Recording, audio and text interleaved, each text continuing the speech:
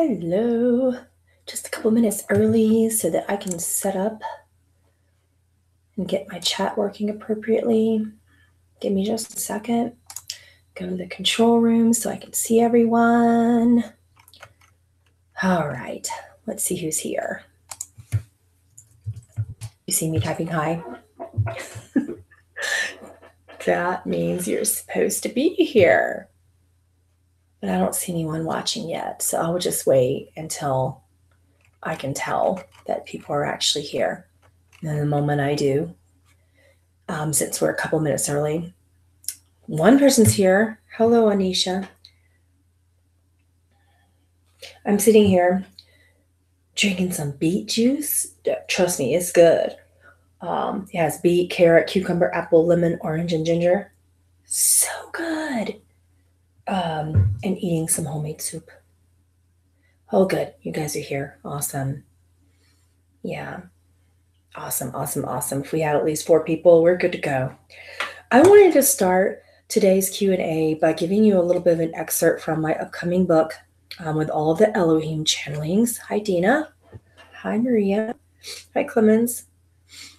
Hi, Caroline. Hi, Katie. Hi, Anisha. Because I love you guys, and you guys get all sorts of exclusive stuff, like lessons from my book before the world gets it. So there was a very important message that came through for those of you who read the blog that I posted. We're working on that, by the way, with the book. But we may bring it out in very affordable little excerpts of booklets that we can hand out to the world before this actually goes into a published book with a bigger company. That way it can get some exposure and the work can be out there and you guys can get something cheaply, because it's more important for me for the messages from these Elohim beings to be there amongst you than, to just get a nice fancy book because I want to be an author, because it's not ego stuff. You can start with your questions if you want, but what I would suggest you do is hold off and retype them. Keep your copy and paste ready. If you've already got a question, just copy it and paste it in a minute, because I wanted to share this with you, because for those of you who read my blog about emergence being the theme of 2018, that is a process. For those of you who are familiar with the term flow, I call this the life stream. With flow, it's kind of a thing this year. So you can't emerge without really knowing what you're doing, trusting where you're going, finding who you are and what you want, and learning to stand in flow. That's kind of a subdominant theme that I didn't have time to write about in the blog about 2018's theme of emergence. But luckily, just a couple of days ago, Adamas, who is one of the main leaders in the Telosian families of the Inner Earth Collective, came through and spoke to my partner, while I was in trance about mastering this. So some of this will be in an upcoming class, but I just really want to talk about it anyway and give you sort of a preamble of what's going on with all this big December 12th portal and everything, all the shifts. So this is what you need to know to master this. I'm just going to read it directly. I am Adama speaking on behalf of Telos. You're in the process of mastering trust. You have sought to understand flow. Flow is the continuation of movement when grace is active in all of its forms. Flow is the idea that form and content are one, and the vehicle of which is grace. The first step of flow is trust. When you are in these moments willingly, gladly, blissfully, and peacefully, you are trusting divine will, which is the first step of grace. Flow is the requirement of all the abundance you have been asking for. Grace holds 3 steps. Grace is movement within divine will, knowing the divine potential of all that exists, and finding the trust, the bliss, the movement, and then the peace of all of that potential. Again, trust is the first step of grace, knowing that there is a brewing of your divine potential within you, and trusting in its outcome, sitting and waiting within the appropriate discernment before you leap forward. Because your discernment is growing due to your divine trust of source within you, You allow the potential of divinity to brew within, and it feels a bit like watching a pot on the stove. You feel the warmth, then the simmering, and then the boiling as the lid begins to move. Then, in a controlled way, you gracefully move forward into step 2. The second stage of grace is action. There is a blissful, excited, continuous motion of manifestation. This is the peak of grace. When you begin to activate divine content into form, trust and act upon it, then you are in a continuous mode of building, not fully knowing what you are building, just trusting as Source places the puzzle pieces in their proper order. You are moving with Source, and as Source, watching the pieces go into place, not knowing if it will or if it won't, but simply allowing. It is an exciting time in stage 2. In stage 3, there is peace and you settle into form. There is a quiet stillness within you, knowing that all is well, all has been well, and all will be well. When sometimes you create a new puzzle from the beginning, simply bring along the frequency of wonder, allowing it to play within your cellular nature, and then trust. You trust as the old puzzle pieces shake and lose their form, and either they will resettle or you will create a new puzzle. Perhaps they remain and you build onto them, but then you begin the stages of grace over again. You might want to listen to that over and over and over again. It will be in the book. Again, these are direct translations from Elohim channelings, from the things that they say to me and to my partner through me. You might want to listen to that a lot because they just gave you the basic blueprint for your entire year. Have fun with that. Let's proceed. Here is the advice that we can give you for your request to learn self-love. Step 2 of 2018 immersion theme. What if it is innate within you, like a gift? As we have discussed with you in our recent channeling, the first stage of grace is realizing that it is a gift that is given and received. Then it is there in reciprocity within you. If you do not recognize its presence, if it feels foreign to you, then give it. When you are giving it and serving, recognize your emotions when you give, and recognize how others feel when they receive your love. Recognize their gratitude and emotional intimacy. For whatever it is they feel, it is you reflecting you. If there are others around you that are reflecting love when they receive love, then they must be a part of you that loves himself. What if you simply honored that perhaps you already do love yourself, that it is already there innately, that much like grace, it cannot be, then you would not have attracted all of those who love you. You have perceived that it is foreign, but what if it were simply there, and you simply recognize the ways in which you are already loving yourself? Honor this and be complimented in the fact that you are loving yourself, as opposed to assuming that you do not. Please recognize love's presence and become familiar with it.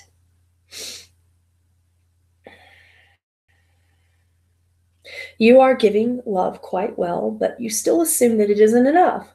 You still assume that there must be more that must always be done, and that is not true.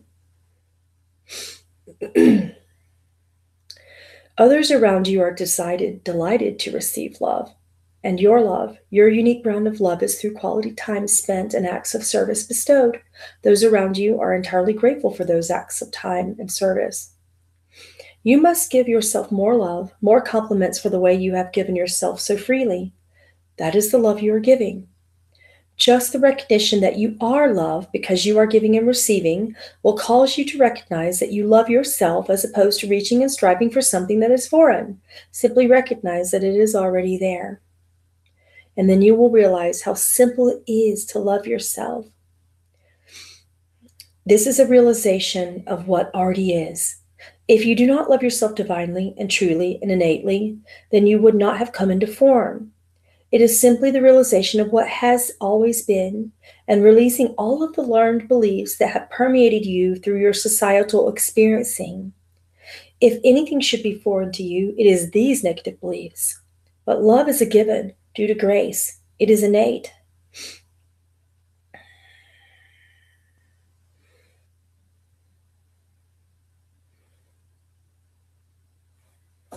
I think that's when they pretty much stopped and went on into other things. Yeah.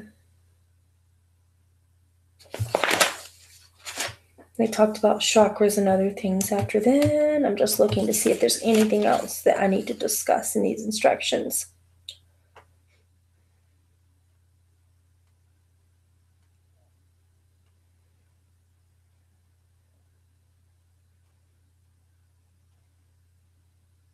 Okay, yeah, here we go. This is more about grace.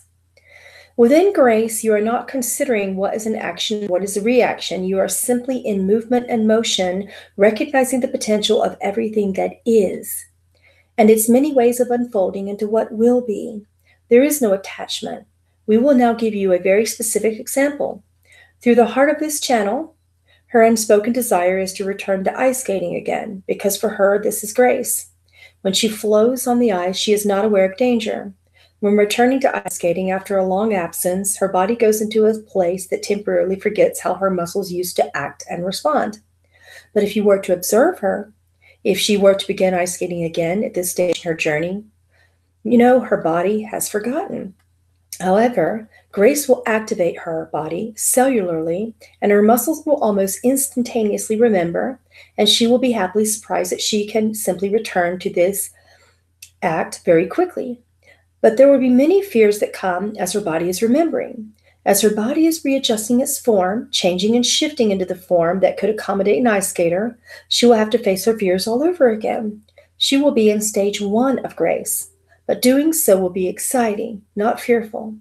And within this wonder, there will be a brewing excitement and bliss of when will I get to skate again? She will experience tremendous falls, and she does. These occur every time she begins to practice and remember the form of the skating. She falls and returns home with bruises, yet she has never broken a bone in 8 years of off and on again ice skating because she does not believe that she is broken or that it would be possible. Most of third-dimensional humanity would find this ridiculously frightening and perhaps ignorant of her. But because she trusts divine potential in her form, she will not have serious injury, and she will simply move in the direction of skating when she's ready again. She experiences the trust in her blades upon the ice, and in her ankles, in her knees, and all of the movements and muscles in her body, as everything is synchronizing together in beautiful form. In action and movement, she is not considering if she will turn, if she will spin, if she will jump. She does what her body wants to do in the moment it wants to do so.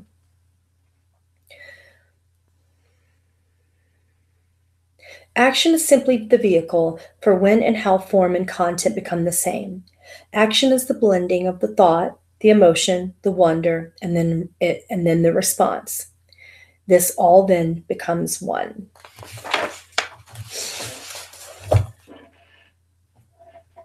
All right. I just needed to share that portion of the book because it's really relevant to a lot of the things going on this year. Now I'm going to scroll up and look at your questions.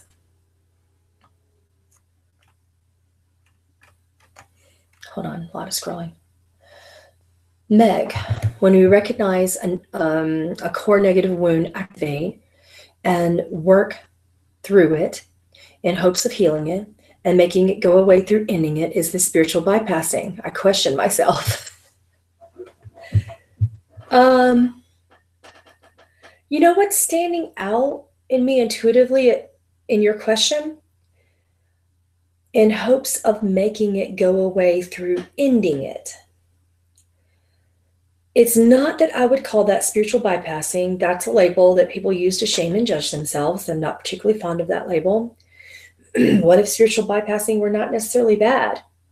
What if you're just done because you're out of action and reaction stage, but you're in the memory of response? It's very tempting, once you've already integrated a negative core belief, to go backwards into the past because you still feel the same feeling that's reenacting itself again. You believe that you are not integrated or healed.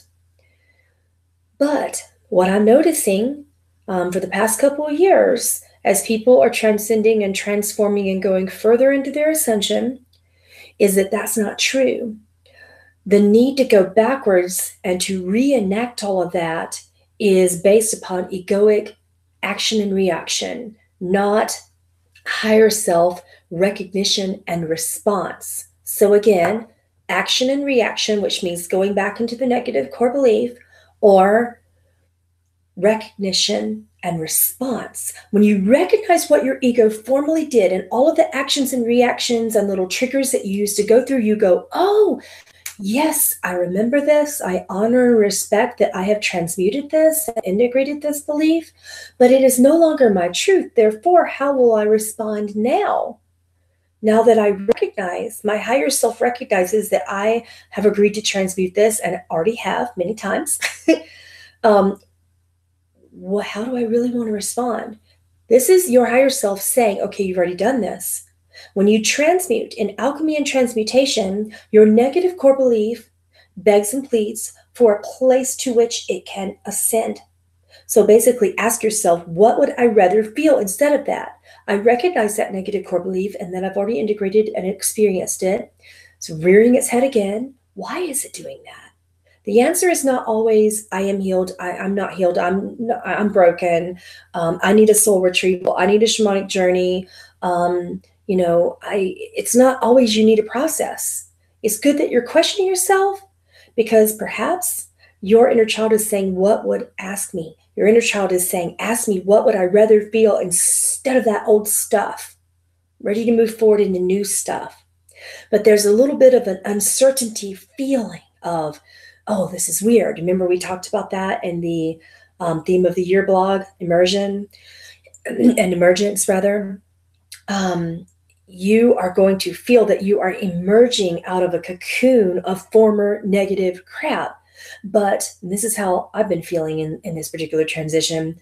It's like being inside of a cocoon or a womb, and your arms are halfway out and your head's popping out and you're looking around and you can't see anything, dark out there. You're not quite used to your surroundings and environment yet. Waving your wings if you're a butterfly and moving them around and not really feeling anything that's familiar to you. So in that case, you ask yourself, what do I want to feel? How do I want to feel? Who am I? What am I? And where am I going? The who, what, when, where, and why. Going back to spiritual English class here for a moment. So this is the act of emerging means you are giving yourself proof, approval, evidence, and permission to formulate who and what you are. So it's good that you're questioning. It's okay. But it doesn't mean you need to go back into the past. That's the old stuff. Processes may not be that good. When people believe it, then yes, they are still stuck in it. And yes, they create the requirement for shadow work, shamanic journeying, completion, and soul retrievals on all levels. So if you wish to believe that because you still feel something bad and you believe that you still need something, humans are very creative in that way. And they'll be like, oh, well, here's a simple way over here. Here's a simple way that alchemy is teaching us through this teacher. And then here's the beat myself up over the head way. We're going to do that instead. I see it all the time with humanity. I love you guys. But it's much more simple. Okay. Okay, JJ, your question. I was just wondering where you see my music going in the next year. It's on the rise. Your problem is a creative one that lies in marketing and getting your music in the right hands. I spend more time as a creative person marketing everything that I am than I actually do teaching and sharing what I am. Yeah. And as the abundance that you create, JJ, will be manifesting at the same level of your confidence and your ability to manifest, you'll be able to say, okay, my manifestation is at the level where I can hire someone to do all these things. But right now you're facing a standard third dimensional block. And that is really, really common in the music industry. Entertainment as a whole is a really common third dimensional problem. Okay. It'll get there.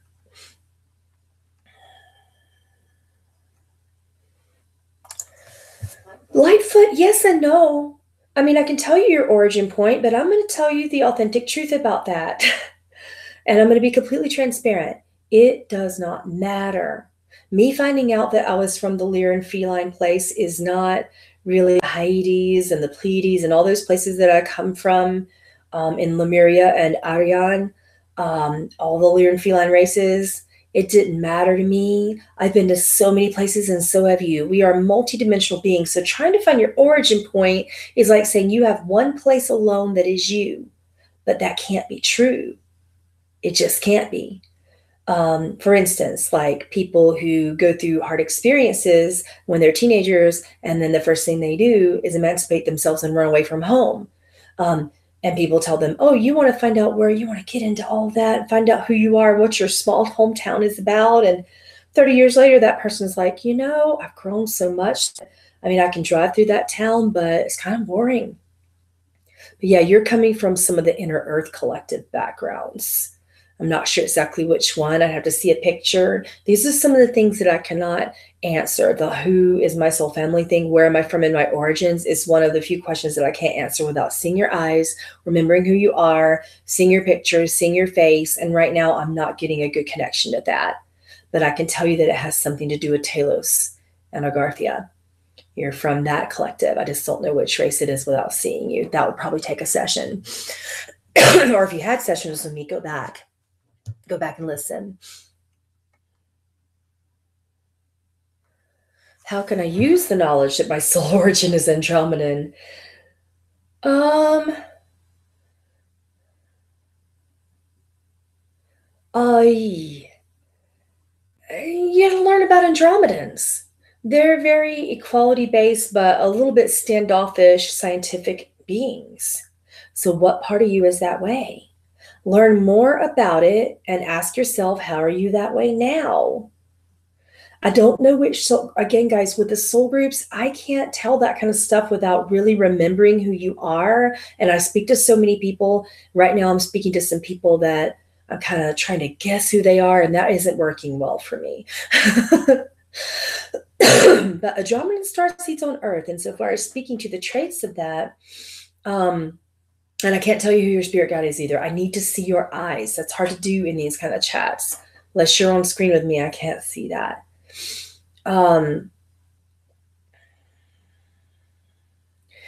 Insofar as their traits, I'll tell you that they kind of stand off because they believe that everything should be equal and that humans should be allowed within their own free will to deal with the universal experiments and experiences.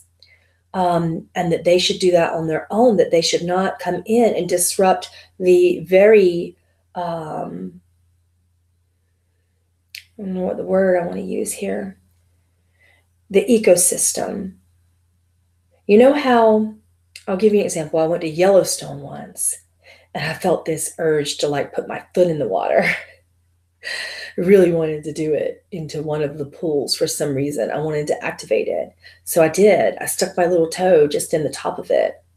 And a park ranger came up and she was mad.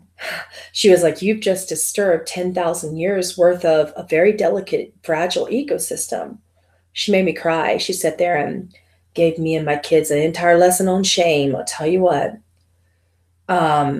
But basically what she didn't understand was my energy was helping that ecosystem, but I didn't really feel at that time like dealing with the mother wound in that particular moment. But Andromedans are all about not disturbing the ecosystem that's going on here with what we're doing, what we're learning, and how. So they're scientific and they're observational, non-judgmental, neutral.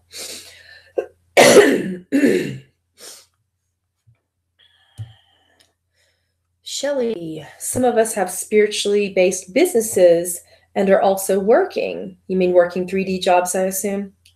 However, after a while, we have had some clients through our business, then all of a sudden it stops.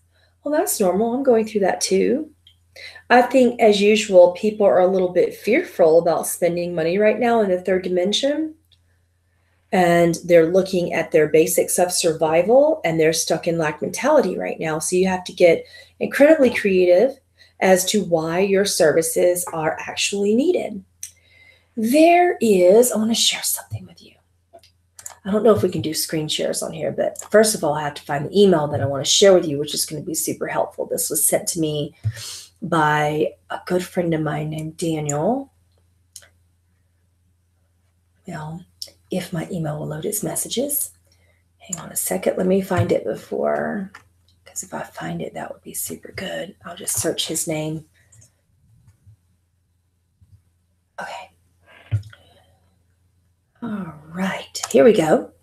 Okay, I want you to look at this TED Talk. I'm going to link it for you. Spiritual people in a business right now. I'm learning this too, and I'm sharing you everything about this because this is what I'm going through. This speaker, his name is Simon Sinek. So you want to go and look at those links. But there's the particular YouTube that I want you to listen to as well. It's called First Why and Then Trust. So basically, you remember what I was telling you? I just shared that in the links, by the way, in the chat. I'll also share about how to find your why. And your why is not just who you are and what you are, but why people should actually do that. Why they should come to you. Why should they, hire you? Why should they purchase your services? Trust me, it's something I'm learning as well. I'm just generally like, okay, I'm here and this is what I do. If you want it, cool. If not, not. And, and then my classes don't sell. People right now are really in this holding pattern when it comes to spending. And they're a little bit afraid of investing in themselves and pretty much investing in anything. So you need to get a little bit creative, and the YouTubes that I just linked will help you in this thing. Okay, for those of you asking your soul origin, I can't do that without pictures, and I can't go into pictures right now because I'm trying to teach. So that might be something you would need a session. That's kind of the one thing that I can't do, the whole who is my spirit guides and who is my soul origin, unless I know you very well or we are face-to-face in a session. That's going to be hard for me to do. So I'm sorry, but I'm going to need to bypass those particular questions.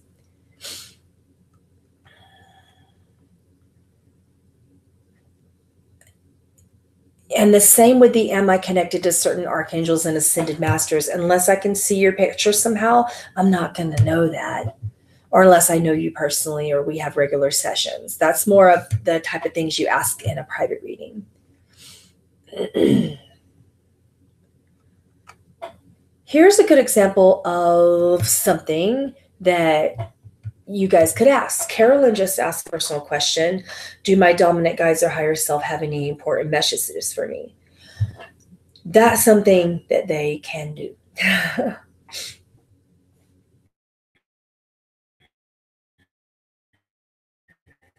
Your guide said, my purpose is served and I feel worthy whenever my mind learns to be wholly helpful to myself and others. And what your guides mean by that is, are you in service? If everything that you wish to receive, are you also giving it? You connect more to yourself when you are in that space, when you are being the change that you wish to see and receive. Your guides are also saying that you felt disconnected from them, that there's a bit of a veil between you and them. Lucky you, you have Yeshua here today. I recognize this being. He says, there is no veil that love of God in you and I together cannot lift. The way to truth is open. So he's just reminding you that it's impossible to be disconnected. Absolutely impossible. That's the insanity and lies that ego tells us, but it's not true. It's impossible to be disconnected.